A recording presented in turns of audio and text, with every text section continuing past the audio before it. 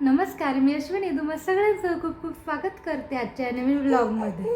हो, आणि म्हणूनही तुमचं सगळ्यांचं खूप खूप स्वागत करते आजच्या नवीन व्लॉगमध्ये. तर हो, मी सकाळीच एक कालचा जो व्लॉग आहे त्याचं एंड केलं होतं आणि आत्ता असा व्लॉग करायचा काही प्लॅनिंग नव्हतं किंवा असं काही ठरलंही नव्हतं.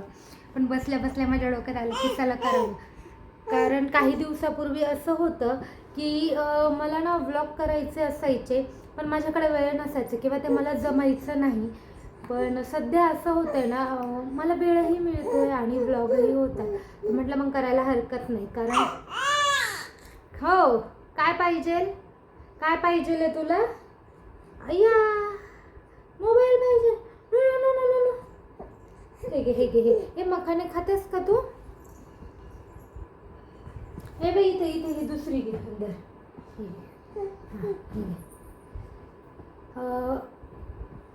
जर माझ्या ब्लॉग म्हणजे चॅनलवर आधी जर जाऊन पाहिलं तर मग असं होतं की मी खूप गॅप घेतलेला आहे, अगदी 6 महिन्याचा, कधी 3 महिन्याचा, कधी वर्षाचाही भेटेल जर भेटला तर.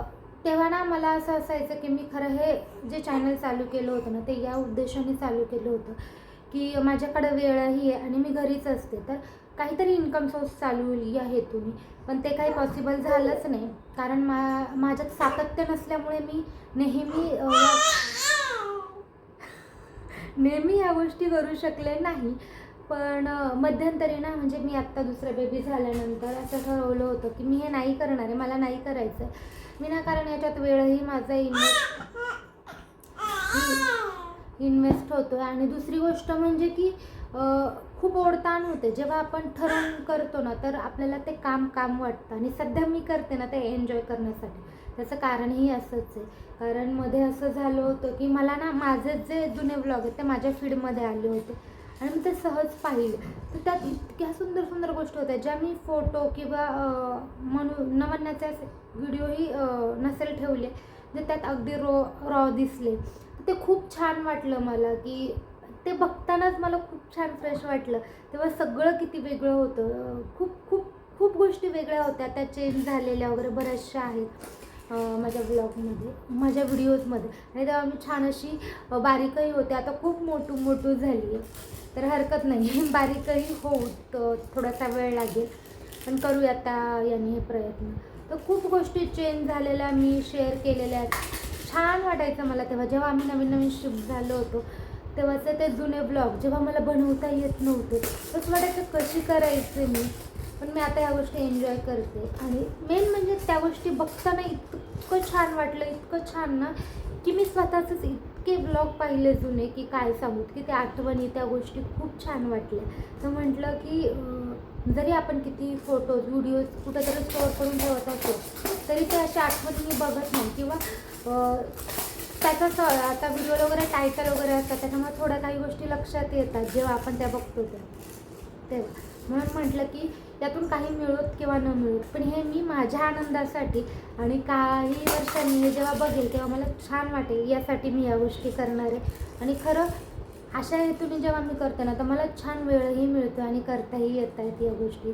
आणि अगदी बर्डन घेऊन मी करत नाही तर तेव्हा मला असं प्रेशर असल्यासारखं असायचं की मी काय व्हिडिओ बनवू, मला व्हिडिओ करायचा आहे, माझं काम येते अशा हेतूने. आत्ताही मी एन्जॉय करण्यासाठी करते. तर खूप छान वेळही मिळतो आणि मस्त वाटतं आहे करताना, मजा येते.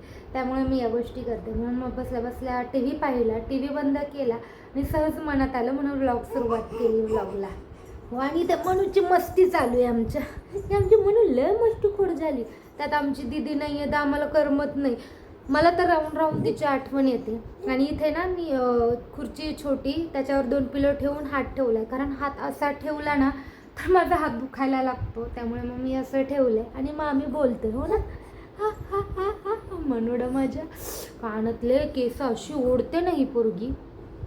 तर हो, नवन्या कधी येणार काय माहिती. आणि आज संध्याकाळी आम्हाला फक्त इडली चटणी बनवायची आहे.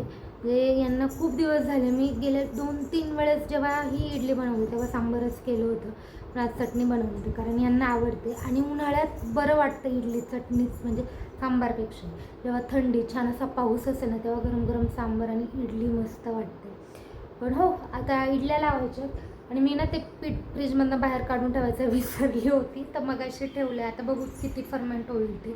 त्याआधी मी मनूच्या खायच्या बनवते, मनूला खायला घालते आणि त्यानंतर आमच्या जेवणाची तयारी करते. तर हे 3-3.5 तास आधीच मी पीठ फ्रीजमधनं बाहेर काढून ठेवलं होतं, पण छान असं फर्मेंट झालं आहे. हे जर सकाळी काढलं असतं ना तर याच्या दुप्पट फर्मेंट झालं असतं आणि थोडंसं आंबटही झालं असतं. तरी यात ना मी माझ्या चवीप्रमाणे मीठ घालून घेते. उन्हाळ्यात ना फार पटकन फर्मेंट होतं, पण तसंच थंडीत होत नाही. तर तेव्हा मी काय करते, जिथे गॅसच्या जवळ माझं सतत काम असतं ना तिथे ठेवते आणि रात्री जर पीठ वाटून ठेवलं असेल तर सकाळी ना मी उन्हात ठेवून देते.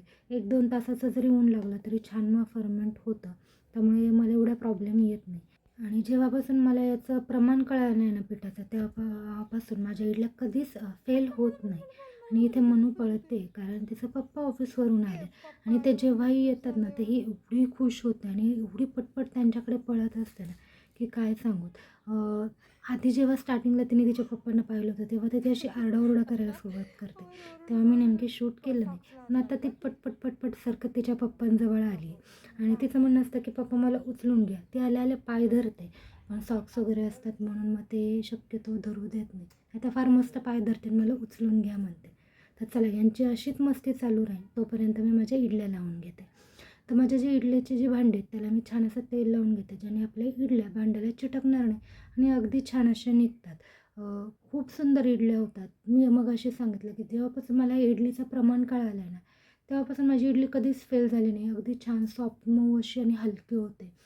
खूप सुंदर होते आणि ते व्यवस्थित फर्मेंट व्हायला हवी. तर थंडी असेल ना तेव्हा शक्यतो ट्राय करा की जिथे गरम जागा असेल तिथे तुम्ही पीठ ठेवताल. जर तुम्हाला संध्याकाळी बनवायचं असेल ते सकाळचं दुपारचं जे ऊन येतं ना त्यात ते भांडं ठेवून द्यायचं, ज्यात आपण इडलीचं पीठ ठेवलं ते छान फर्मेंट होतं.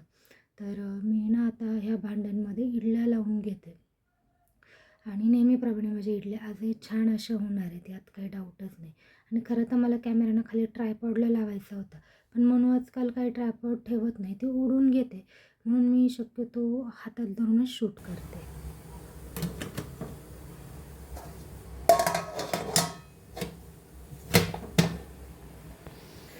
आणि आता हे इडल्या होईपर्यंत मी ना चटणीची तयारी करून घेते. हे तोपर्यंत मला नारळ फोडून देतील आणि त्यानंतरच चटणी होईल. तोपर्यंत काही चटणी होणार नाही. ती तिच्या पप्पाच्या मागे पार टॉयलेट बाथरूमपर्यंत गेली. सकाळची एक चटणी आहे टमॅटोची आणि आता आम्हाला खोबऱ्याची करायची. इथे चटणीसाठी मी ओलं खोबरं, जिरे, फुटाण्याची डाळ, मिरची आणि दही घेतले. आम्हाला एवढंच लागतं चटणीसाठी. लसूण, आलं मी घालत नाही शक्यतो. जर मला डोसे बनवायचे असेल तर त्या खोबऱ्याच्या चटणीत मग मी आलं आणि लसूणही घालते थोडंसं. पण याच्यात घालायची गरज नाही. तुम्हाला हवं असेल तर तुम्ही कोथिंबीर घालून घेऊ शकता. त्याने छान टेस्ट येते आणि हे मिक्सरमधून छान असं बारीक वाटून घ्यायचं. त्यानंतर तुम्ही पाहू शकता की माझी इडल्या किती छान निघाल्यात, अगदी भांड्याला चिटकल्या नाही. ते टमॅटोची चटणी आहे सकाळची आणि ही आत्ता मी खोबऱ्याची बनवलेली. ते जेवण मस्त असं रेडी झालं. आता आम्ही हे खाऊन घेतो. आणि इडल्या खरं सांगू का खूप छान अशा मऊ झाल्या होत्या, कडक होत नाही, अगदी सॉफ्ट आणि अगदी जाळीदार आणि हलक्या होतात, ज्या खायलाही तेवढ्याच टेस्टी असतात. हे पीठ जर मी जास्त वेळ फर्मेंट व्हायला ठेवलं असतं ना तर हे आंबट झालं असतं, पण ह्यावेळेस मी जास्त वेळ ठेवलं नाही तर अगदी छान झाल्या होत्या. आणि आज माझ्या सगळ्यात महत्त्वाचं काम सगळ्यात ते म्हणजे भांडी घासणं. कारण उद्या माझ्या भांडेवाल्या मावशी येणार नाही आहेत, त्यामुळं मला हे आज घासायचं होतं. आणि मी याला आहे ना जेव्हाचे तेव्हा म्हणजे रात्री झोपायच्या आधी भांडे घासलेले चांगलं वाटतं, म्हणजे आवडतं आणि क्लीन राहतं.